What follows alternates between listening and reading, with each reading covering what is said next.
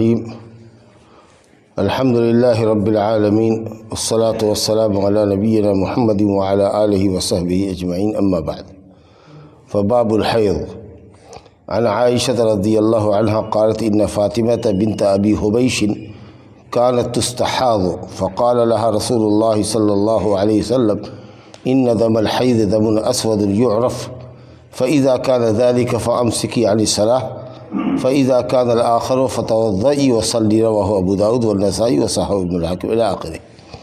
وفي حديث أسماء بنت أميس عند أبي داود ولتجلس في مركن فإذا رأت صفرة فوق الماء فلتغتسل للظهر والعصر غسلا واحدا وتغتسل للمغرب غسلا واحدا وتغتسل للمغرب والعشاء غسلا واحدا وتغتسل للفجر غسلا واحدا وتتوضأ فيما بين ذلك. دو حدیث میں نے پڑھی ہے، اصل میں غور سے سماعت کیجئے. حیض کہتے ہیں بہاؤ کو، سمجھا کہ حاض الوادی، جب وادی میں پانی بہہ جائے. اور آپ سب جانتے ہیں کہ حیض وہ خون ہے جو مخصوص ایام میں عورت کے رحم سے ہر مہینے جاری ہوتا ہے عام طریقے سے. اگر عورت صحت مند ہو، بیمار نہ ہو، تو ہر مہینے وہ ایک مقررہ مدت میں جاری ہوتا ہے. پہلے تیز ہوتا ہے اور اس کے بعد رفتے رفتے جیسے جیسے مدت اس کی قریب ختم ہونے کی ہوتی ہے پھر وہ بہاؤ اس کا کم ہوتا ہے. یہ فطری خون ہے، نیچرلی خون ہے. اللہ تعالیٰ نے جب سے حضرت حوا علیہ السلام کو پیدا کیا اس وقت سے اللہ نے عورتوں کے مقدر میں یہ خون کیا. سمجھا کہ یہ جو لوگ کہتے ہیں کہ بنی اسرائیل کی عورتوں پر مسلط کیا گیا، بنی اسرائیل کی عورتوں نے جب زیادتی کی، عبادت خانوں میں آ کے مردوں کی طرف جھانکتی تھی، تو ان کے اوپر مسلط کیا گیا. کا مطلب یہ ہے کہ زیادہ مقدار بڑھا دی گئی، ان کی پیریڈ کا لمیٹیشن بڑھا دیا گیا اور خون کا بہاؤ بھی تیز کر دیا گیا. لیکن یہ چیز ہے شروع سے ہی. ایک موقع پر نبی صلی اللہ علیہ وسلم نے حضرت عائشہ کو کہا تھا، جب حج میں جا رہی تھی حضرت عائشہ، اور ایک مقام پر پہنچ کر کے جس کا نام ہے صریف، وہاں پہنچ کر کے وہ حائضہ ہو گئی تو رونے لگی کہ اب میں کیسے حج عمرہ کر سکوں گی. تو آپ نے فرمایا کہ کیوں روتی ہو؟ ان ھذا شیء کتبہ اللہ علی بنات آدم، یہ تو وہ چیز ہے جو اللہ تعالیٰ نے آدم کی بیٹیوں کے مقدر کیا ہے. تو مت رو، چل جتنا کام حاجی کرتے ہیں سب کرے گی، صرف کعبہ کا طواف نہیں کرے گی. منی، عرفات، مزدلفہ سب ہم لوگ جائیں گے، اور جب تم پاک ہو جاؤ گی تو آ کر کے کعبہ کا طواف 7 چکر کر لینا، معاملہ ختم ہو جائے گا. خیر، تو یہ حدیث بتاتی ہے کہ یہ نیچرلی خون ہے اور روز اول سے آ رہا ہے، حضرت حوا علیہ السلام کے زمانے سے آ رہا ہے. اچھا، اس میں حکمت بہت بڑی ہے. حکمت یہ ہے کہ جب بچہ پیٹ میں عورت کے ٹھہرتا ہے، حمل ہوتا ہے، تو جو حمل ہوتا ہے یہی خون عورت کا جو حیض کا ہوتا ہے، ہر مہینے جاری ہونے والا خون، وہ حمل کی حالت میں رک جاتا ہے اور وہ بچوں کے لیے غذا بنتا ہے. سمجھا کہ نہیں؟ بچے کی جو نابھی ہوتی ہے، ناف جس کو کہتے ہیں، وہ رحم کی دیواروں سے خون کو چوستی ہے. سمجھا کہ ناف، اور اس سے اس کی باڈی میں، بچے کے باڈی میں رگ دوڑنے لگتا ہے. منہ سے پیتا نہیں ہے وہ، کیونکہ اگر منہ سے پیے گا اس خون کو، بلڈ کو، تو پیخانہ پیشاب بھی کرے گا، ماں کے پیٹ میں ہو جائے گا بہت پرابلم. تو اللہ کی قدرت دیکھیے کہ وہ بچہ جو ہے، رحم جو بچے دانی ہے، اس کی دیوار سے ناف کے ذریعے، سمجھا کہ نہیں، اس خون کو وہ لیتا ہے، جو خون اس کی رگوں میں دوڑتا ہے اور اس کی زندگی رہتی ہے. سمجھ لے گئے؟ اور جب عورت بچہ جنتی ہے تو وہی خون عام طریقے سے مدت رضاعت میں، دودھ پلانے کی مدت میں عورتوں کو حیض نہیں آتا عام طریقے سے. سمجھا کہ نہیں؟ تو وہی خون جو ہے دودھ کی شکل میں تبدیل ہو جاتا ہے اور بچے کے لیے غذا کا سبب بنتا ہے. اگر عورت حاملہ نہ ہو اور دودھ پلانے والی نہ ہو تو پھر وہ خون کی کسی کوئی ضرورت نہیں ہوتی ہے. اسی لیے رب العالمین اس کو ہر مہینے کی مقرر تاریخ میں باہر نکلوا دیتا ہے کہ یہ ویسٹیج خون ہے، بیکار خون ہے، نکلو، تاکہ رحم صاف ہو جائے. لیکن وہی عورت اگر حاملہ ہوتی ہے تو بند کر دیتا ہے، دودھ پلانے والی ہوتی ہے تو بند کر دیتا ہے، کیونکہ حمل کی حالت میں حمل کے لیے اور دودھ پلانے کی مدت میں بچے کے لیے غذا کا کام کرتا ہے وہ خون. لیکن جب حاملہ نہیں ہے، دودھ نہیں پلا رہی ہے، تو اب اس کی کوئی ضرورت نہیں ہے، اس لیے اس گندے خون کو اللہ تعالیٰ نکال دیتا ہے. شرعی حکم یہ ہے کہ وہ خون ناپاک ہے، اور اس درمیان میں جب بیوی حائضہ ہو تو مرد کے لیے بیوی سے ہم بستر ہونا، مجامعت کرنا، صحبت کرنا، اس کے فرج میں آنا حرام عمل ہے، جس کی حدیث آ گئی. باقی رہا کہ آدمی بیوی کے ساتھ سو سکتا ہے، لپٹ چپٹ سکتا ہے، بوسہ کدار ہے اس کی حالت میں کر سکتا ہے، ایک بستر پر سو سکتا ہے، سمجھا کہ اس کے لیے تفصیل آئے گی، ابھی بات آگے بڑھانی نہیں ہے، گفتگو کے ساتھ چل رہا ہے۔ تو یہ حیض کا ایک خون ہوتا ہے، اور یہی حیض کا خون جاری ہونا عورت کے بلوغ کی علامت ہوتی ہے۔ سب سے بڑی علامت یہ ہے کہ جب لڑکی سے حیض کا خون ماہواری جاری ہو تو وہ بالغ سمجھی جاتی ہے، اور اب اس کا رحم بچے دانی حمل اٹھانے کے لائق ہو جاتا ہے، یعنی اب وہ حاملہ ہو سکتی ہے، اس سے قبل وہ حاملہ نہیں ہو سکتی، ٹھیک ہے۔ تو ایک خاتون ہے، ان کا ذکر آ رہا ہے، حضرت عائشہ سے روایتیں کہتی کہ فاطمہ بنت ابی حبیش نام کی ایک عورت تھی، اس کو بہت زیادہ خون آتا تھا، بہت زیادہ حیض کا خون آتا تھا، اور اکثر دنوں میں وہ ناپاک رہتی تھی۔ مثال کے طور پر آپ کو سمجھانے کے لیے کہیں کہ مہینے میں مثال کے طور پر 25 دن اس کو خون آ رہا اور صرف 5 دن پاک ہو رہی، تو وہ یہ کہتی تھی کہ یا رسول اللہ میں 25 دن حیض رہتی ہوں۔ آپ نے کہا نہیں نہیں نہیں نہیں، اتنا دن حیض نہیں چلتا ہے۔ حیض کا خون آپ نے بتایا کہ کالا خون ہوتا ہے، یعرف جس کو پہچان لیا جاتا ہے، عورتیں پہچانتی ہیں، سمجھا کہ نہیں؟ حیض کا خون کالا خون ہوتا ہے، سمجھا کہ نہیں؟ خون بلڈ کے طریقے سے لال نہیں ہوتا ہے، سمجھا کہ نہیں؟ کالا خون ہوتا ہے، اور پہچان لیا جاتا ہے، یعنی عورتیں اس کے رنگ سے پہچان لیتی ہے، یا یعرف اس کے اندر بدبو ہوتی ہے، حیض کے خون میں بدبو ہوتی ہے، اور حیض کا خون گاڑھا ہوتا ہے۔ اور چوتھی علامت اطباء نے بتائی ہے کہ وہ خون جو گرتا ہے اگر زمین پہ گرایا جائے تو وہ جمتا نہیں ہے، جبکہ دوسرا خون جم جائے گا۔ یہ 4 علامت ہے حیض کے خون کی: کالا ہوتا ہے، بدبودار ہوتا ہے، عام بلڈ کے مقابلے میں جو رگوں میں دوڑتا ہے ہمارے وہ پتلا خون ہوتا ہے، وہ گاڑھا ہوتا ہے، اور چوتھی صفت بتائی گی زمین پر گرنے کے بعد وہ منجمد نہیں ہوتا ہے، سمجھا کہ فَإِذَا كَانَ ذَلِكَ جب ایسا خون تم کو آوے، اس عورت سے کہہ رہے فَأَمْسِكِي عَنِ الصَّلَاةِ تو نماز سے رک جاؤ، سمجھ لو کہ حیض ہے۔ فَإِذَا كَانَ الْآخَرُ اور جب اس رنگ سے ڈفر کلر خون کا آ جائے تو سمجھ لو کہ اب تم پاک ہو گئی ہو، سمجھا کہ نہیں؟ تب جا کر کے غسل کرو، حیض سے پاک ہونے کا غسل، اور اب اس کے بعد وضو کر کے ساری نمازوں کو پڑھو، گویا کہ یہ خون اب جو ہے ناپاکی کا نہیں ہے بلکہ وہ بیماری کا خون، سمجھ میں آیا؟ اچھا، دیکھیے 3 طریقہ سے عورتیں اپنے ایام کو پہچانتی ہیں۔ اب اگر آپ یہ سوال کیے گا، تھوڑا دیر رک کر کے ذہن کو کھولتے ہیں۔ کوئی عورت ہے، ابھی آج ہی ایک سوال کویت سے آیا، کسی نے کیا جو ہندوستانی ہے وہاں رہتا ہے، کہ اس کی بھانجی کو ماہواری جاری ہوئی، اور جاری ہوئی تو لگاتار جاری ہے، کئی مہینے سے خون ہی خون، لا الہ الا اللہ۔ تو کیا اس خون کا کیا حکم ہے؟ ظاہر ہے کہ اس کی تو پہلے سے کوئی عادت نہیں ہے کہ کون تاریخ سے کون تاریخ تک اس کی ماہواری آتی تھی، اور اب بیماری پیدا ہوئی ہے، مبتدا ہی ہے، ابتدائی ہے، پہلا فرسٹ گویا کہ MC آیا ہے، اور وہ بھی ہے تو کئی مہینوں سے جاری ہے۔ تب ایسی صورت میں خون کے رنگ سے تمیز کریں گے، ٹھیک ہے؟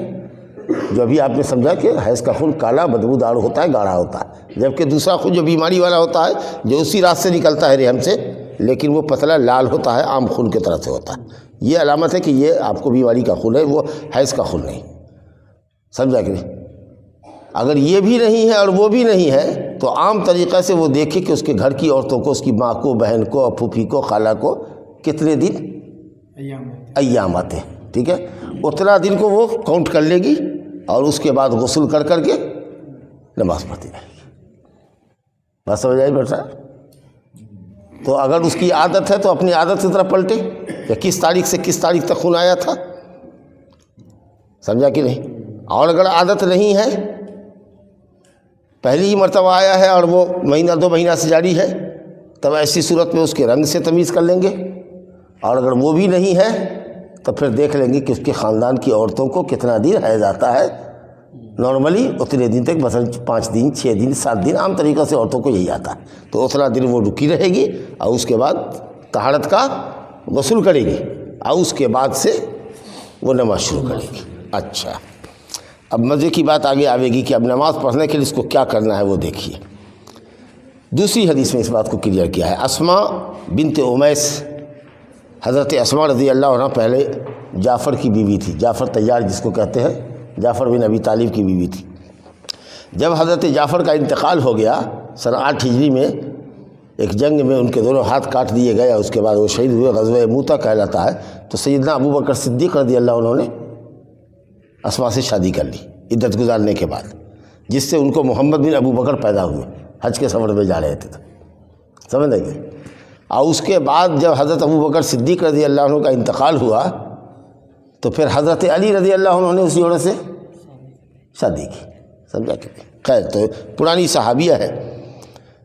ابو داؤد میں روایت ہے کہ عورت مرکن میں بیٹھے، مرکن کہتے ہیں بڑے سے ٹب کو جس میں کپڑا پھلایا جاتا ہے اور دھویا جاتا ہے، تاکہ خون کے رنگ کو دیکھ سکے گی، اٹھے گی کہ دیکھیں خون کا رنگ پانی پر کیسا ہے۔ فَإِذَا رَأَتْ صُفْرَةً، زردی مائل اگر خون ہے، یلو کلر کا خون ہے فوق الماء، تو سمجھ لیں کہ وہ پاک ہے، سمجھ لیں گے۔ اب ایسی عورت نماز کو دو طرح سے پڑھ سکے گی، بلکہ 3 طرح سے بتا دیتے ہیں۔ یا تو ہر نماز کے لیے غسل کرے، یہ عمل مشکل ہے تو 2 نمازوں کو اکٹھا کرے، ظہر کو ظہر کے وقت میں نہ پڑھے، عصر کے وقت میں پڑھے، اور ان دونوں نمازوں کو ایک ساتھ پڑھنے کے لیے نماز پڑھنے سے پہلے غسل کر لے، سمجھا۔ غسل کر لیا، روئی وغیرہ لگا کر کے جانگیاں کچیا پہن لیا، اور اس کے بعد پہلے ظہر پڑھا، اس کے بعد عصر پڑھا۔ اسی طریقے سے مغرب کی نماز اپنے وقت پہ نہ پڑھے، عشاء کے وقت میں پڑھے، سمجھ لیں گے، اور ایک غسل اور کرے، سمجھا۔ غسل کر کے نکلے اور مصلی پر چلے، مغرب کی نماز پڑھے، پھر عشاء کی نماز پڑھے، سمجھا، اور ایک غسل فجر کے وقت پڑھے گے۔ گویا کہ ایسی عورت کو جو بیماری کا خون چل رہا ہے کتنی دفعہ غسل کرنا پڑے گا؟ 3 مرتبہ۔ ہر مرتبہ غسل کرنے کے مقابلے میں نبی صلی اللہ علیہ وسلم نے فرمایا کہ یہ طریقہ جو ہے مجھ کو زیادہ پسند ہے، کیونکہ ہر مرتبہ 5 مرتبہ ڈیلی غسل کرے گی یہ مشکل ہے۔ چلیے 2 نمازوں کو اکٹھا کر کے غسل کر کے پڑھیں، تو اس طریقے سے 5 نمازوں کے لیے اس کو 3 غسل کرنا پڑے گا۔ ظہر کو عصر کے ساتھ پڑھنا ہے غسل کر کے، مغرب کو عشاء کے ساتھ عشاء کے وقت میں پڑھنا ہے غسل کر کے، اور فجر کے لیے اعلان غسل ہوگا۔ اگر یہ عمل بھی مشکل ہے الحمدللہ، تو دین میں بہت آسانی ہے کہ ہر نماز کو وقت پہ ہی پڑھیں، لیکن وقت پر پڑھنے سے پہلے یہ بات پہلے بھی آ چکی ہے کہ جا کر کے اپنی شرمگاہ کو اچھی طرح صاف کرے، اور اس میں کرسف وغیرہ ڈال کر کے جاگیاں وغیرہ پہن کر کے کپڑا پہنے، پھر وضو کرے، اور وضو کرنے کے بعد فرض اور نفل جتنی پڑھنی ہے اس کو پڑھ لے، پھر عصر کی نماز اپنے وقت پہ پڑھے، لیکن اس سے پہلے پھر جا کر کے اپنے جسم کو دھو لے، صاف ستھرا کر لے، سمجھا کہ نہیں، پھر اس کے بعد وہ وضو کرے، نماز پڑھے۔ اس طریقہ سے ہر نماز کے وقت میں اپنے عضو خاص کو شرمگاہ کو دھو کر کے وضو کر کے نماز پڑھے گی۔ ہم سمجھتے ہیں یہ معاملہ آسان ہے۔ اچھا، وہ عورت جو مستحاضہ کہلاتی ہے، جس کو بیماری کا خون چل رہا ہے، وہ پاک سمجھی جاتی ہے، سمجھا کہ نہیں۔ وہ نماز جب پڑھ رہی ہے تو روزہ بھی رکھے گی، حج عمرہ بھی کر سکے گی اسی حالت میں، البتہ خون نہ ٹپکے اس کے لیے پوری حفاظت سے اپنے جسم کو باندھے گی، اور اس کا شوہر بھی ان ایام میں اگر اس سے چاہے گا تو مجامعت کرے گا، کیونکہ وہ عورت پاک کے حکم میں۔ لیکن جو حیض کے ایام تھے وہ ناپاکی کے ایام ہے، اس میں عورت سے ملنا حرام ہے، سخت جرم۔ چلیے صاحب، تو یہ آپ نے 2 حدیث پڑھ لی۔ اس کے بعد روایت ہے، ایک لمبی سی حدیث ہے، حمنہ بنت جہش رضی اللہ عنہ کہتی ہے، میں لفظ نہیں پڑھوں گا تاکہ میں پورے باب سے گزر لوں جلدی، کہ میں ایسی عورت تھی کہ مجھ کو بہت زیادہ اور بہت شدید، بہت زیادہ کا مطلب کہ زیادہ دنوں تک، اور شدید مانے کمیت مقدار میں، بہت زیادہ مقدار میں اور بہت دن تک مجھ کو خون آتا تھا، تو میں نبی صلی اللہ علیہ وسلم کے پاس فتویٰ لینے کے لیے آئی، سمجھا کہ تو معلوم ہوا کہ دین کے معاملے میں حیا اور شرم نہیں کرنی چاہیے، کیونکہ اگر مسئلہ آپ طہارت کا نہیں سمجھیں گے تو نماز تو ایسی چھوٹتی رہے گی عورتوں کی، سمجھا کہ نہیں۔ تو کب نماز شروع کرنا ہے کب نہیں کرنا ہے، عورتیں آ کر کے مسئلہ پوچھ رہی، تو آپ صلی اللہ علیہ وسلم نے فرمایا کہ نہیں، یہ شیطان کا کھچڑ ہے، شیطان نے لات مار دیا، رحم میں شیطان نے لات مار دیا۔ انما ہی رکضۃ من الشیطان، رکضہ کہتے ہیں پیر سے ایڑ سے مارنا، ارکض برجلک کا قرآن میں ہے کہ پیر سے ایڑ مارو چشمہ نکلے گا۔ اسی میں حضرت ایوب کو کہا کہ اللہ تعالیٰ نے کہ غسل کرو، پورا جسم جو سڑا ہوا ہے زخم سے صاف ستھرا ہو جائے گا۔ تو شیطان کو دیکھیے یہ مردود کتنا بدماش ہے کہ اندرونی طور پر ہمارے دل میں گھس کر کے چھپ کر کے داخل ہو کے وسوسہ دیتا ہے، گناہ پر آمادہ کرتا ہے، یہ تو شرارت کرتا ہی ہے، جسمانی طور پر بھی اذیت دیتا ہے، جا رہا ہے کسی کو پٹک دیس، سمجھا کہ نہیں، ہاں کسی کو لات مار دیس، تو اس طریقے سے کہا کہ رحم میں لات مارے ہوا ہے شیطان۔ میڈیکل سائنس تو ظاہر ہے کہ یہ اس بات کو نہیں مانے گی، میڈیکل سائنس یہ کہتی ہے کہ صاحب رحم میں بچے دانی کے اندر ورم کر گیا ہے، رحم میں بچے دانی ورم کر جاتی ہے، یا بچے دانی کا جو اوپری حصہ ہوتا ہے اس میں ورم ہوتا ہے یا زخم ہوتا ہے، یا بچے دانی کے اندر زخم ہے جس کی وجہ سے خون کا بہاؤ ہے، بہرحال اس کا ٹریٹمنٹ ہے، وہ آپ ٹریٹمنٹ کیجیے۔ ہم یہ کہتے ہیں کہ شاید اسی شیطان کے لات مارنے کی وجہ سے ورم اور گھاؤ ہو جاتا ہو۔ چلیے ہمارے نبی صلی اللہ علیہ وسلم فرما رہے ہیں، اور نبی صلی اللہ علیہ وسلم دین کے معاملے میں وہی بولتے ہیں جو اللہ بلاتا ہے، تو آپ کی میڈیکل سائنس کی جو تحقیق ہے ہم اس کا انکار نہیں کر رہے ہیں، وہ اپنی جگہ ہوگی، لیکن وہ بیماری کیوں پیدا ہوتی ہوگی؟ شیطان کے لات مارنے کی وجہ سے، سمجھا کہ نہیں؟ خیر، تو آپ نے مثال کے طور پر کہا فتحیزی، تم حیض میں رہو 6 دن یا 7 دن۔ یہ کس طرح کی عورت کو ہم کہیں گے؟ کہ جس عورت کی عادت نہ ہو کہ 1 to 5 حیض میں آتا ہے۔ آپ پہلے سمجھا کہ نہیں گفتگو کو؟ جس کی عادت ہے ہر مہینے، یہ نئی عورت فرسٹ اٹیمپٹ نہیں ہے اس کا، ہاں 6 مہینہ سال بھر 2 سال سے حیضہ ہوتی رہی ہے، اس کی عادت ہے کہ 15 تاریخ سے لے کر کے 22 تاریخ تک اس کا حیض آتا ہے، سمجھا کہ؟ تو اپنی عادت کے ایام میں رکی رہے گی، یا اگر وہ عادت نہیں ہے تو خون کے رنگ سے تمیز کرے گی، اور یہ بھی اگر نہیں ہے تو کیا کہا تھا تیسری شکل، کہ عام طریقے سے گھر کی عورتوں کو دیکھے کہ حیضہ کتنے دن ہوا کرتی ہیں، تو اس طریقے سے، تو یہی وہ کیفیت ہے جو یہاں بتا رہے ہیں نبی صلی اللہ علیہ وسلم کہ تو 6 دن یا 7 دن حیض میں گزار، یعنی اگر یہ تمہاری عادت ہے تو اپنے آپ کو 6 دن یا 7 دن حیضہ سمجھا گیا، یا اگر عادت نہیں ہے تو خون کے رنگ سے تمیز کر، اگر وہ بھی نہیں کر سکتی ہے تو عام عورتوں کی جو عادت ہے حیض کے سلسلے میں وہ 6 دن اور 7 دن ہے، اپنے کو 6 دن اور 7 دن حیضہ شمار کر، اور اس کے بعد 23 دن یا 24 دن جو بچتا ہے اس میں تو خود کو پاک سمجھ اور نماز پڑھنی پڑے گی۔ کہہ رہے ہیں جب پاک ہو جاوے تو 6 دن اور 7 دن کے بعد تو غسل کر، جو غسل واجب ہوگا طہارت کا غسل ہوگا، اور اس کے بعد کہا جب صاف ہو جائے گی تو 24 دن یا 23 دن جو تمہارا بچے گا، سمجھا کہ نہیں، اس میں نماز پڑھ، روزہ رکھ، نماز پڑھ، فإن ذلک یجزئک، کہ کافی ہوگا تم کو۔ وکذلک فافعلی کما تحیض النساء، اور ایسے ہی کر جیسا کہ اور عورتیں کرتی ہیں جب ان کو بیماری کے خون آتے ہیں، یعنی جب عورتیں نفسہ ہوتی ہیں، نفاس یہ کیا کہتے ہیں استحاضہ والی ہوتی ہیں، تو ایسے ہی کرتی ہیں۔ اب آپ دیکھیے فرماتے ہیں کہ اگر تو طاقت رکھے اس بات کو کہ ظہر کی نماز کو مؤخر کر دے اور عصر کو جلدی کر، یعنی اول وقت میں، سمجھا، تو ایسا ہی کر، اور دونوں نمازوں کے درمیان ایک غسل کر لیا کر، پھر اس کے بعد مغرب کو مؤخر کر اور عشاء کو اپنے وقت پر کر، یعنی جلدی کر، اول وقت میں کر، پھر دونوں کے درمیان جمع بین الصلاتین کر اور غسل کر، ففعلی وتغتسلین مع الصبح، اور صبح کی نماز کے ساتھ بھی غسل کر، وتصلین، اور نماز پڑھ۔ قال وهو اعجب الامرین الی، اور یہ بات زیادہ مجھ کو پسند ہے، سمجھا کہ نہیں؟ تو معلوم یہ ہوا کہ مستحاضہ عورت جی 2 نمازوں کو ایک ساتھ پڑھے گی، اور جمع بین الصلاتین کرے گی اور ایک غسل کرے گی، تو 3 غسل ہوا۔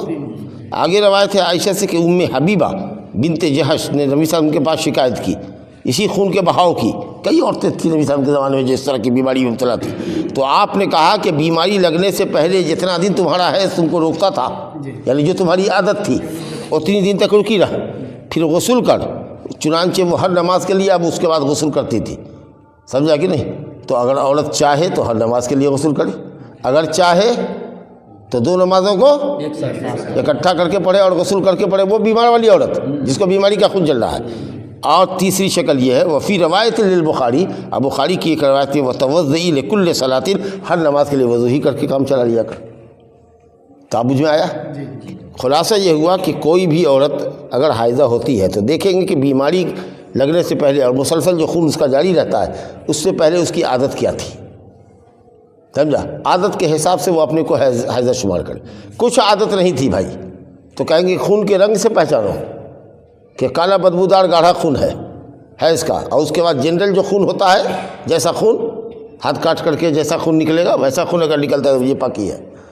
اگر وہ بھی نہیں ہے تو خاندان کی عورتوں کے حساب سے 6 دن 7 دن جو بھی کسی کا حیض رہتا ہے اس میں وہ رکی رہے، اس کے بعد غسل کرے، پھر اس کے بعد وہ تیار ہو جائے نماز کے لیے۔ بجھ میں آیا؟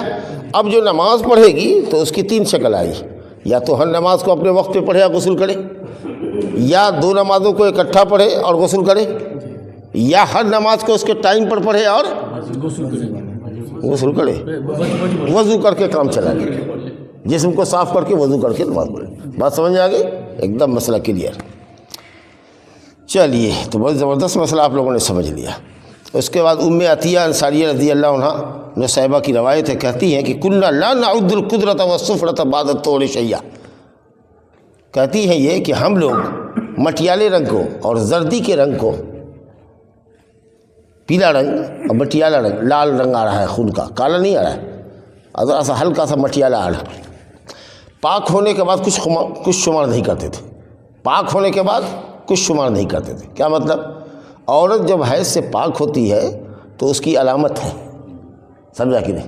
جو عورت صحت مند ہوتی ہے اس کی علامت ہوتی ہے کہ کچھ چونا کے جیسا سفید مادہ اس کے رحم سے خارج ہوتا ہے، جو اس بات کی علامت ہوتی ہے کہ بچے دانی بالکل صاف ہو گئی، سمجھا؟ وہ سفید چونے کی طرح کا پانی آنے کا مطلب یہ ہے کہ عورت بالکل صاف ہو گئی، ہاں یہ علامت ہے۔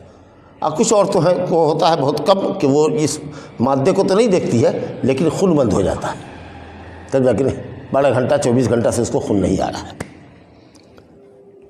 تو اگر پاک ہو گئی، سفید مادہ دیکھ لیا اس نے، غور سے دیکھیے گا، مسئلے کو سمجھیے گا، اور اس کے بعد بیان ہو کر کے، سمجھا کہ نہیں، مچھلی کے دھون جیسا جو پانی ہوتا ہے اس طرح کا ہلکا سا لال اور زرد رنگ کا آیا، پھر وہ آوے گی پوچھنے کے لیے کہ جا میں تو کل پاک ہو گئی تھی، سفید مادہ آیا تھا تو ہاں، اب پھر آج دیکھ رہی ہوں کہ کچھ کپڑے پر اسی طرح کا لگا ہوا ہے، سمجھا کہ نہیں؟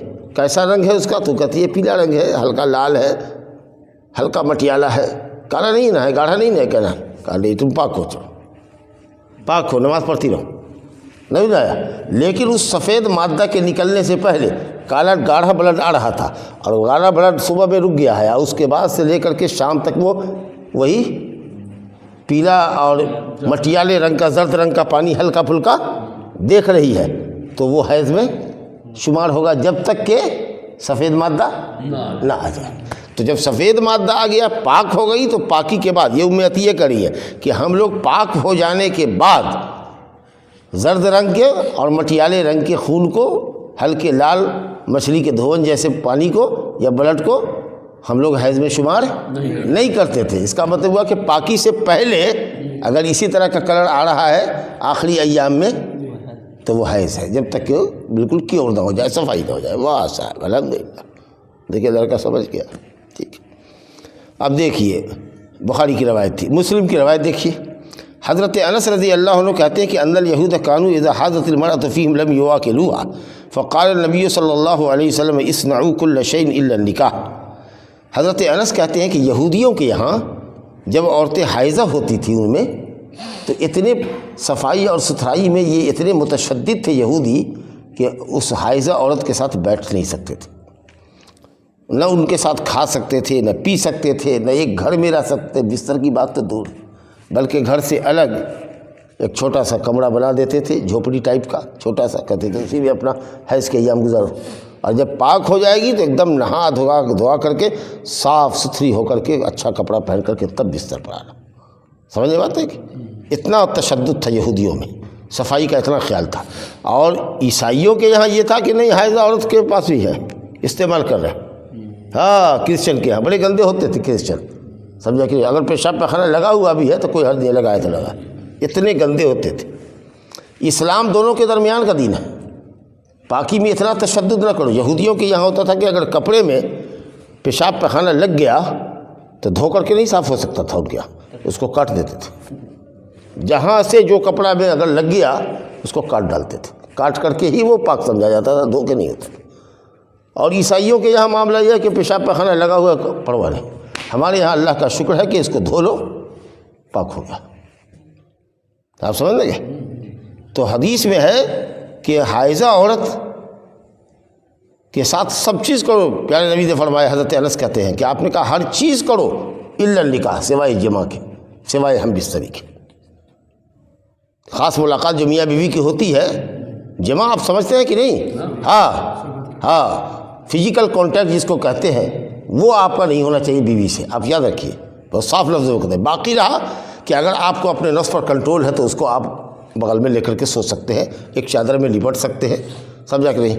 کمر کے اوپر آپ فائدہ اٹھا سکتے ہیں، ایون زانو سے کھیل سکتے ہیں، جسم کے ہر جس حصے سے بھی آپ چاہیں اپنی بیوی سے لطف اندوز ہو، لیکن یاد رہے کہ جب تک حیض سے وہ پاک نہیں ہو جاتی ہے اس میں بیوی کا استعمال جماع کی شکل میں، ہم بستری کی شکل میں، مجامعت کی شکل میں حرام ہے۔ دیکھیے کہا اصنعوا کل شیء، نبی نے فرمایا صلی اللہ علیہ وسلم نے کہ ہر چیز کرو حائضہ سے سوائے وطی کے، سمجھا؟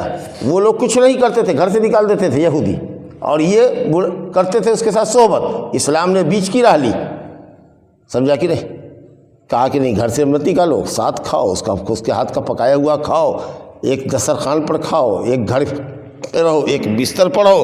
آگے دیکھیے اماں عائشہ رضی اللہ عنہ کی حدیث ہے، کہتی ہے کہ کان رسول اللہ صلی اللہ علیہ وسلم یأمرنی فأتذر، نبی صلی اللہ علیہ وسلم مجھ کو حکم دیتے تھے حیض کی حالت میں تو میں ازار پہن لیتی تھی، پائجامہ یا لنگی پہن لیتی تھی، سمجھا کہ نہیں؟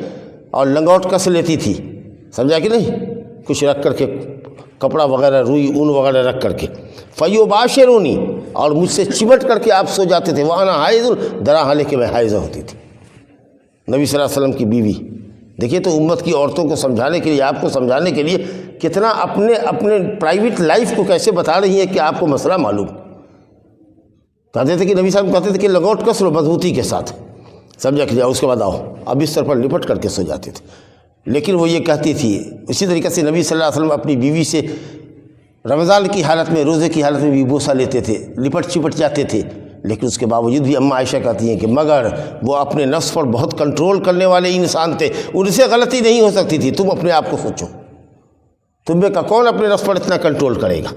تو اگر حائضہ عورت کے ساتھ اگر اس طریقے سے لپٹ چپٹ کے سونے میں، اگر حیض کی حالت میں واقع ہونے کا خطرہ ہے کہ آپ اسے جمع کر لیں گے، تو یا تو اس کا بستر الگ کر دیجیے یا پھر چادر الگ کر لیجیے کہ ہمیں الگ چادر میں، تم الگ چادر میں، سمجھا کہ نہیں؟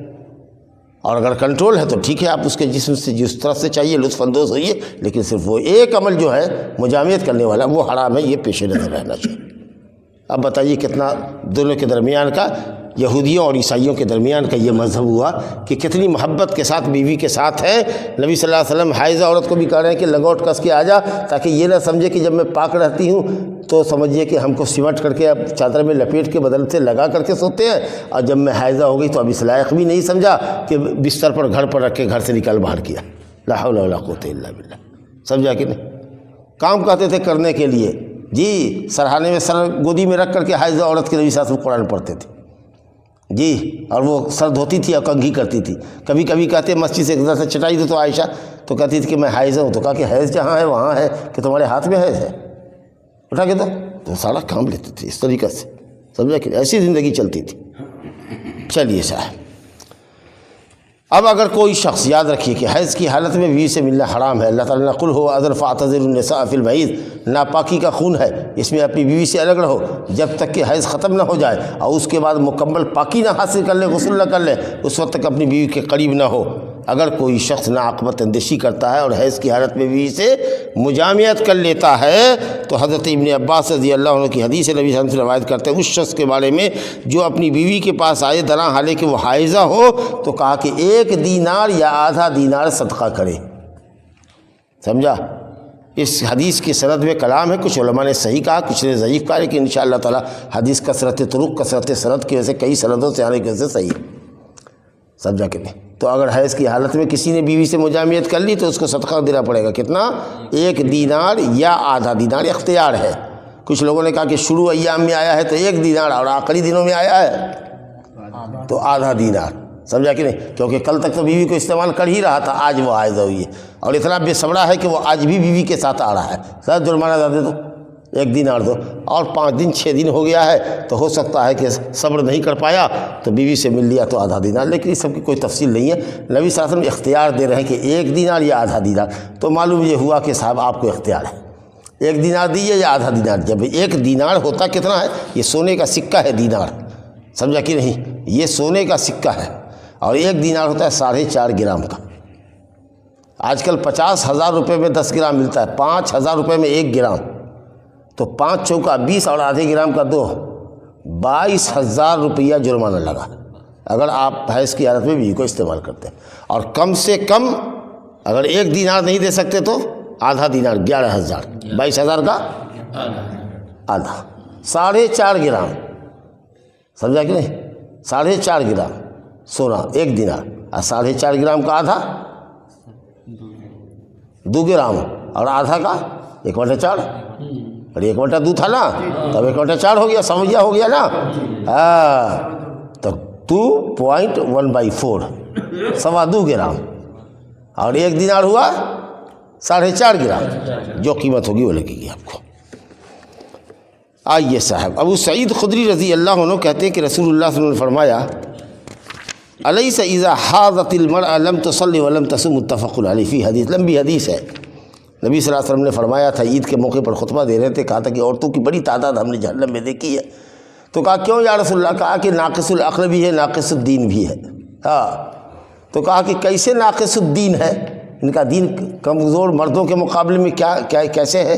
تو اسی کے جواب میں فرمایا کہ کیا ایسا نہیں ہوتا کہ جب عورتیں حائضہ ہوتی ہیں تو نہ نماز پڑھتی ہیں نہ روزہ رکھتی ہیں، لیکن مرد آدمی کو تو حیض آتا نہیں ہے تو ہمیشہ نماز روزہ پڑھے گا، ہے؟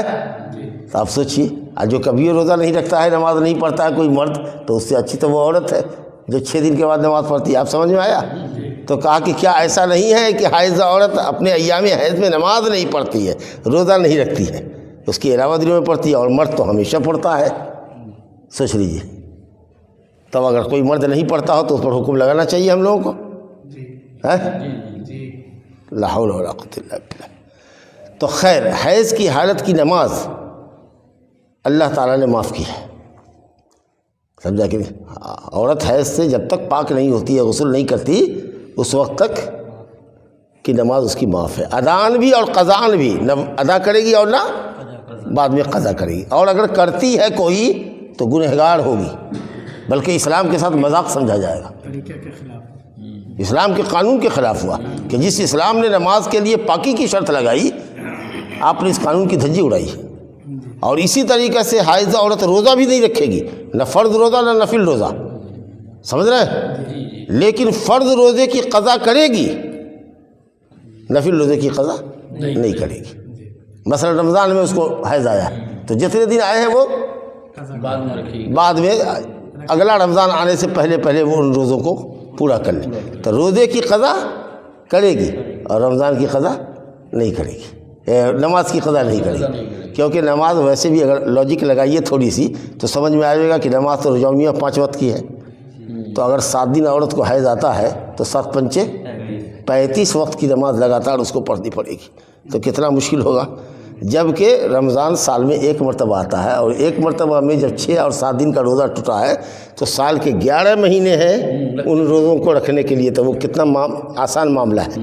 لیکن ہر مہینے حیض آتا ہے اور ہر دن نماز 5 وقت کی فرض ہے، تو ہر مہینے میں اس کو 35 وقت کی نماز پڑھنے کا مسئلہ کتنی ٹیڑھی کھیر ہوگی، سمجھا کیا؟ حکمت دیکھیے اسلام کی۔ لیکن آگے دیکھیے، حضرت عائشہ کے پاس ایک عورت آئی ہے، سمجھا؟ ہاں ہے، سمجھا کہ مسئلہ بتائیں گے آپ کو۔ عائشہ رضی اللہ عنہ کہتی ہیں کہ جب ہم آئے، جو بات ہم نے کہی اس پر اتفاق ہے علماء کا، کہ حائضہ عورت حیض کی حالت میں نماز نہیں پڑھے گی، نہ ادا کرے گی نہ قضا کرے گی۔ حائضہ عورت رمضان کے روزے ہوں یا غیر رمضان کے روزے ہوں، حیض کی حالت میں رکھ نہیں سکتی ہے، البتہ رمضان کے روزے کی، واجب روزے کی قضا کرے گی، نفل کی قضا نہیں کرے گی۔ اس میں کوئی کسی کا اختلاف نہیں ہے سوائے گمراہ فرقے کے، جس کو خارجی فرقہ کہتے ہیں، جو اسلام سے خارج ہے، وہ کہتا ہے کہ حائضہ پر نماز فرض ہے لیکن قضا ہے، قضا کرے گی، لیکن اسلام میں نہ ادا ہے نہ قضا ہے، جیسا کہ بالکل صحیح روایت آئے گی آپ کے سامنے۔ عائشہ رضی اللہ عنہ کہتی ہیں، جس کی طرف میں نے اشارہ کیا تھا شروع میں، کہ جب وہ حجۃ الوداع کے موقع پر حج کی نیت سے مقام شریف میں پہنچی مکہ سے قریب، تو یہ کہتی کہ میں حائضہ ہو گئی اور رونے لگی۔ وہ سارا واقعہ میں نے آپ کو سنایا، تو نبی صلی اللہ علیہ وسلم نے دھاڑس بدھائی، کہا کیوں روتی ہو؟ یہ وہ چیز ہے جو اللہ تعالیٰ نے بناتے آدم کے مقدر کیا ہے، بس افعلی ما یفعل الحاج، وہ سارے کام کر جو ایک حاجی کرتا ہے، صرف یہ کہ کعبہ کا طواف نہ کر جب تک کہ پاک نہ ہو جا، سمجھا کہ نہیں؟ تو معلوم یہ ہوا کہ حائضہ عورت کعبہ کا طواف نہیں کر سکتی ہے، کعبہ میں داخل نہیں ہو سکتی ہے، اور اسی طریقے سے کسی مسجد میں بھی وہ داخل نہیں ہو سکتی ہے، الا یہ کہ مرور ہو، گزرنے کے لیے کوئی راہ نہ ہو تو اور مجبوری۔ ہاں لیکن صفا اور مروہ کے درمیان جو سعی ہوتی ہے نا، وہ مسجد حرام میں نہیں، حالانکہ اب تو ملا دیا گیا ہے، سیڑھی سے چڑھ کے آئیے تو صفا مروہ کے درمیان سعی کیجئے، سمجھا کہ نہیں؟ لیکن وہ مسجد حرام میں نہیں ہے۔ تو اگر حائضہ عورت کو وہاں بیٹھا دیا آپ نے، میں نے پہلے بھی کہا تھا، چلے گئے طواف کر کے آئے، اس کے بعد اپنی عورت کو لیا، سمجھا کہ نہیں؟ یہی حال ہے آپ کے عیدگاہ میں، حائضہ عورت عیدگاہ میں نہیں جائے گی، جو باؤنڈری کیے ہوئے ہیں آپ اس میں نہیں جائے گی، اس کے باہر رہے گی، باؤنڈری کے باہر، باؤنڈری میں نہیں، باؤنڈری کے باہر۔ اب تو بڑی سی باؤنڈری آپ بنائے ہوئے ہیں لیکن اس کے باہر، سمجھا کہ نہیں؟ 2-4-10 کرسی ہم نے ہمیشہ کہا کہ رکھ دیا کیجیے بیٹھنے کے لیے، سمجھا کہ نہیں؟ لیکن خیر چلی تو جائے۔ ام عطیہ کی روایت ہے کہ حائضہ بھی نکلے عیدگاہ جائے لیکن مصلی عید میں نہ جائے، سمجھا کہ وہاں باہر رہے، کیونکہ اس کا بھی حکم مسجد کا ہے، کیونکہ وہاں بھی سال میں 2 مرتبہ ہم نماز پڑھنے کے لیے جاتے ہیں، سمجھا کہ متفق علیہ۔ تو آپ نے کہا سارا کام کر اور صرف کعبہ کا طواف مت کر، جب پاک ہو جاؤ گی تو طواف کعبہ کرو گی۔ آگے دیکھیے روایت، معاذ رضی اللہ عنہ سے روایت ہے، حدیث تو ضعیف ہے لیکن جو بات اوپر آئی ہے اس سے ملتی جلتی ہے، معنی بالکل صحیح ہے۔ کہتے ہیں کہ نبی صلی اللہ علیہ وسلم سے انہوں نے پوچھا کہ یا رسول اللہ، میری بیوی جب حائضہ ہو تو مجھ کو کیا حلال ہے اپنی بیوی سے، کتنا کچھ کر سکتے ہیں ہم اپنی بیوی کے ساتھ، سمجھا کہ نہیں؟ دیکھیے تو آپ نے فرمایا ما فوق الازار، لنگی کے اوپر، کمر کے اوپر جو ہے بدن، اس سے تم فائدہ اٹھا سکتے ہو۔ بالکل حدیث صحیح ہے، اگرچہ سند میں ضعف ہے لیکن حدیث بالکل صحیح ہے۔ حتیٰ کہ کمر کے نیچے بھی فائدہ اٹھا سکتے ہو، بس وہ جو مقام مخصوص ہے اس میں داخل نہیں ہو سکتے، آپ سمجھ رہے ہیں؟ اس کے نیچے کیا فائدہ اٹھا سکتے، ہو سکتا ہے کہ زانو سے آپ کھیلتے ہو سکتا ہے کہ زانو کے یہ دو زانو ہیں، مثال کے عورت کا 2 زانو، ایک نیچے ایک اوپر ہے، اس کے درمیان اپنی شرمگاہ رکھ دیا اور کہا کہ اس کو دبا دو زانو سے، کوئی حرج نہیں۔ اگر آپ کا فال کر گیا کوئی حرج نہیں، آپ کو غسل واجب ہے، آپ جائیے غسل کیجیے، آپ سمجھ رہے ہیں؟ تو یہی نہیں ہے کہ صرف کمر کے اوپر، کمر کے نیچے بھی آپ فائدہ اٹھا سکتے ہیں، بس ایک چیز نہیں کرنی ہے کسی حال میں، وہ ہے بیوی سے مجاملات۔ چلیے، تو صرف یہی نہیں کہ فوق الازار ہے، تحت الازار بھی ہے، لیکن صرف جو مقام مخصوص ہے وہ نہیں کرنا۔ اب آگے آئیے صاحب، اب ایک یہ خون جو اب تک پڑھا تھا آپ نے، کیا خون کا ذکر پڑھا؟ نام بولنا پڑے گا۔ 2 خون کا ذکر پڑھا ہے آپ نے، ایک حیض کے خون کا پڑھا ہے اور ایک استحاضہ کا، جو بیماری کا خون ہوتا ہے اس کو استحاضہ کہتے ہیں۔ تیسرا خون یہ ہے جو ولادت کے بعد آتا ہے، بچہ ہونے کے بعد آتا ہے، اس خون کو نفاس کا خون کہتے ہیں، نفاس کہتے ہیں، سمجھا کہ نہیں؟ اس کی کتنی مدت ہے اس کو سمجھیے، سویہ جس کو کہتے ہیں۔ ہاں، ام سلمہ رضی اللہ عنہ کہتی ہے کہ نفاس والی عورتیں جن کو بچہ ہوتا تھا نبی کے زمانے میں نماز چھوڑ کر کے 40 دن بیٹھتی تھی۔ معلوم ہوا کہ 40 دن جس کو 1.25 مہینہ کہتے ہیں، 1.25 مہینہ سے تو کچھ زیادہ ہوا، سمجھا؟ لیکن عام اصطلاح عورتوں کے یہاں سویہ ہے، یہ زیادہ سے زیادہ مدت ہے 40 دن کی۔ پاک ہونے کے لیے 2 دن میں بھی پاک ہو سکتی ہے۔ بعض عورت ہے جس کو نفاس کا خون بھی نہیں آتا ہے، سمجھا کہ نہیں؟ ہاں، ایک دم بچہ صاف ستھرا پیٹ سے نکلا اور کہیں کوئی خون نہیں، مگر ریئر ایسا ہے۔ کسی کو 2 دن 3 دن رہا، اس کے بعد صفائی ہو گئی اس کی، کسی کو 5 دن رہا، کسی کو 10 دن رہا، کسی کو 20 دن رہا، سمجھا کہ نہیں؟ یعنی 2 دن اور 1 دن سے لے کر کے 40 دن تک چلی جائے گی۔ اس میں جب بھی وہ پاکی دیکھے گی، اب پاکی سمجھ میں آپ کو آ رہی ہے؟ ہاں، وہ کالا خون گاڑھا خون جو رکا ہوا تھا وہی خون ہے۔ اس کے بعد اگر دیکھیے کہ چونا کی طرح سفید مادہ آ گیا، عورت نے کہا کہ نفاس میں کتنا دن تک مولوی صاحب نماز نہیں پڑھیں گے؟ ہم نے کہا کہ کتنا دن تمہارا ہوا؟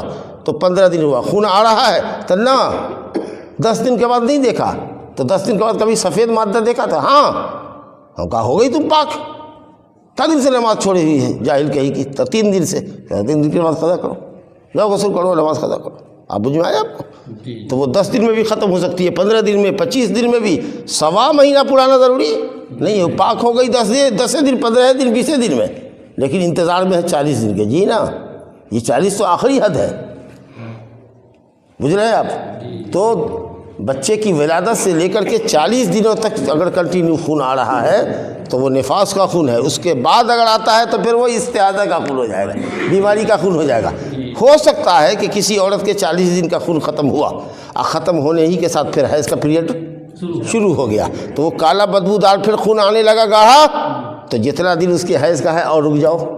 وہ نفاس کا خون تھا, یہ حیض کا خون ہے, اس کے بعد پاک ہوگی تو نماز پڑھے گی. ٹھیک بات. لیکن نہیں, نفاس کا خون آیا, پاکی دیکھ لیا اس نے تو الحمدللہ پاک ہے.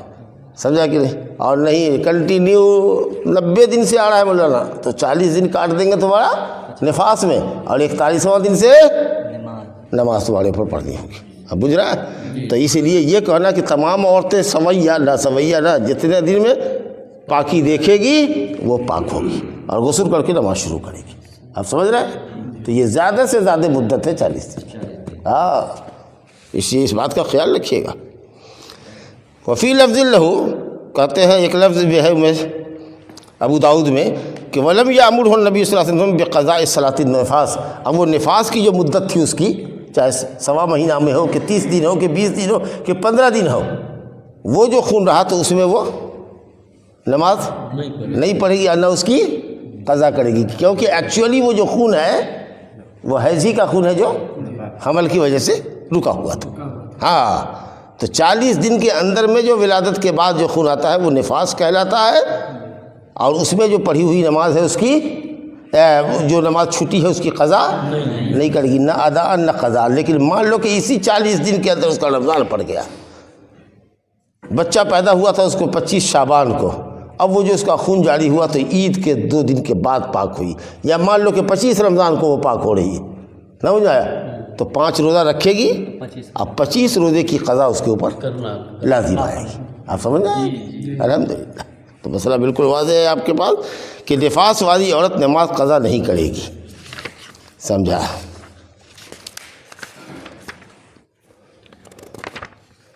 ہاں, تو ہو گیا مسئلہ ختم ہے کہ نفاس والی عورت. ابھی ٹھہرو, نفاس والی عورت نماز قضا نہیں کرے گی, البتہ روزے کی قضا ہوگی.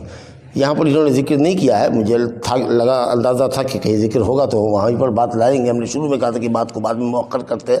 ایک عورت آئی معاذہ نام کی, تو اس نے کہا معاذ مرد کا نام, معاذہ لڑکی کا نام, عورت کا نام. تو اس نے کہا کہ اماں عائشہ سے پوچھا کہ کیا بات ہے کہ عورت جب حائضہ ہوتی ہے تو نماز کی قضا نہیں کرتی ہے, اور روزہ اگر چھوٹ جائے رمضان کا تو قضا کرتی ہے. یعنی اس کے سمجھ میں آیا کہ نماز تو زیادہ اہمیت والی عبادت ہے روزے کے مقابلے میں. سمجھا کہ نہیں؟ تو یہ کیا لاجک ہے؟ تو اماں عائشہ نے کیا جواب دیا تھا, کہا کہ حروریت انت, کیا تو خوارج ہے؟ کیونکہ خوارج کا عقیدہ ہے کہ عورتیں نماز کی قضا کریں گے. یہ ہوتا ہے نا کہ ایک فرقہ ہے جو اسلام سے خارج ہے, سمجھا کہ نہیں, اس کا عقیدہ ہے کہ عورت نماز کی قضا کرے گی. تو یہ جو سوال کیا اس معاذہ نے حضرت عائشہ سے, تو انہوں نے کہا کہ حروریت انت, کیا تو خارجی ہے؟ کہا نہیں, میرا خارجیہ سے کیا لے رہا ہے, ایسے ہی مسئلہ پوچھنے کے لیے آپ سے پوچھا کہ کیا بات ہے کہ نماز کی قضا نہیں کرتی ہے, روزے کی قضا کرتی ہے.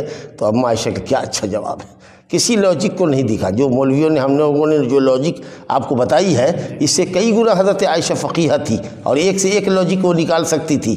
لیکن انہوں نے کہا کہ سن, مومن کا کام ہے آمنا و صدقنا, جو قرآن حدیث میں آوے اس پر ایمان لاؤ, تصدیق کرو. ہم لوگوں کو بھی تو نبی صلی اللہ علیہ وسلم کے زمانے میں حیض آتا تھا, تو ہم لوگوں کو نماز کی قضا کا حکم نہیں دیا جاتا تھا, روزے کی قضا کا حکم دیا جاتا تھا. لیکن لہذا تو شریعت پر جا کر کے عمل کر, یہ لاجک اور حکمت سب کو گولی مار. ہاں, نبی صلی اللہ علیہ وسلم کا یہ حکم ہے. ہاں, تو جو کچھ لوگ کہتے ہیں لاجک, اس میں کیا حکمت ہے؟ تو شریعت کے ماشاءاللہ ہر حکم میں حکمت ہے, لیکن ضروری نہیں کہ ہر حکمت کو آپ یا ہم یا کوئی سمجھ سکے. تو اگر کسی قانون کی حکمت ہم نہ سمجھیں تو اس کا مطلب یہ نہیں ہے کہ ہم اس شریعت پر عمل نہ کریں کہ بھائی اس میں کیا حکمت ہے, یہ میری سمجھ میں نہیں آتی ہے. تمہارے اللہ کا, تمہارے رسول کا حکم ہے, اس لیے اس کو ماننا ہے. حضرت عائشہ کی اس حدیث کے اس جملے سے یہ پیغام جاتا ہے کہ حضرت عائشہ نے ہماری طریقہ سے آپ کو یہ نہیں بتایا کہ 7 پنچے 35 وقت کی نماز اور اس میں 19 رکعت نماز, 17 رکعت نماز فرض اور سنت موقدہ سب کو ملا کے دیکھو تو کتنی سینکڑوں کی تعداد میں نماز ہو جائے گی. بھیا ہر مہینے اس کو اتنا قضا کرنا ہے, بہت مشکل ہوگا. یہ جو حکمت علماء نے بتائی ہے, اس سے کہیں اچھی حکمت حضرت عائشہ بتا سکتی تھی. لیکن وہ پیغام یہ دینا چاہتی تھی کہ ہر آدمی ہر حکم میں حکمت کا جو نقطہ نکالنے کے چکر میں رہتا ہے اس کو چھوڑو, دیکھو نبی صلی اللہ علیہ وسلم کے زمانے میں ہم کو حیض ہوتا تھا تو ہم کو نماز کی قضا کا حکم نہیں دیا جاتا تھا، روزے کی قضا کا حکم دیا جاتا تھا۔ تو بہرحال حیض کی حالت میں نماز روزہ حرام ہے، البتہ نماز کی قضا جائز نہیں ہے، اللہ نے معاف کیا ہے عورت سے، روزے کی قضا واجب ہوگی، جو فرض روزہ ہوگا، سمجھا کہ نہیں، اس کی قضا واجب ہوگی۔ اور اسی طریقہ سے حیض کی حالت میں بیوی سے مجامعت کرنا حرام، اور اسی طریقہ سے حیض کی حالت میں بیوی کو طلاق دینا بھی حرام، سمجھا کہ جب تک کہ وہ حیض سے پاک نہ ہو جائے، غسل نہ کر لے، تب اس کے بعد بغیر مجامعت کے، بغیر صحبت کیے ہوئے ایک طلاق دینا، یہ سنت ہے۔ تو حیض کی حالت میں جب مرد بیوی سے الگ رہتا ہے تو اس وقت طلاق دینا بھی بدعت ہے، گناہ کا کام ہے۔ اب یہ طلاق ہوگی کہ نہیں ہوگی، علماء کا اختلاف ہے، سمجھ لیں گے۔ تو الحمدللہ یہیں ہم گفتگو سے فارغ ہوئے، اور کتاب الحیض کے ساتھ ہی کتاب الطہارت بلوغ المرام سے ختم ہوا۔ ھذا وباللہ التوفیق، صلی اللہ علیہ نبینا محمد وآلہ وصحبہ اجمعین۔